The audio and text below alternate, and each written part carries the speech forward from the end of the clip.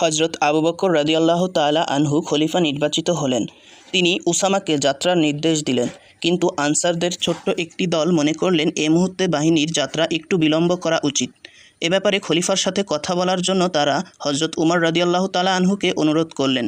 তারা উমর রাদিয়াল্লাহু তাআলাকে একথা বলতে বললেন, যদি তিনি তার সিদ্ধান্তে অটল থাকেন তাহলে অন্তত তাকে অনুরোধ করবেন উসামা থেকে একজন অধিক বয়সের লোককে যেন আমাদের সেনাপতি নিয়োগ করেন।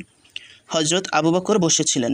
হজরত উমর রাদিয়াল্লাহু তাআলার মুখে আনসারদের এ বক্তব্য শোনার সাথে সাথে লাফিয়ে উঠে দাঁড়ালেন এবং ফারুকে আজমে দাড়ি মুঠ করে ধরে উত্তেজিত কণ্ঠে বলে উঠলেন, ওহে খাত্তাবের পুত্র, আপনার মা নিপাত যাক। আপনি আমাকে নির্দেশ দিচ্ছেন রাসূল সাল্লাল্লাহু আলাইহি ওয়াসাল্লামের নিয়োগ করা ব্যক্তিকে অপসারণ করতে? আল্লাহর কসম, আমার দ্বারা কখনো তা হবে না। উমর রাদিয়াল্লাহু তাআলা ফিরে এলেন। লোকেরা জিজ্ঞাসা করল, সমাচার কি? বললেন, তোমাদের সকলের মা নিপাত যাক। তোমাদের জন্য আল্লাহর রাসূলের খলিফার নিকট থেকে অনেক কিছুই আমাকে শুনতে হলো।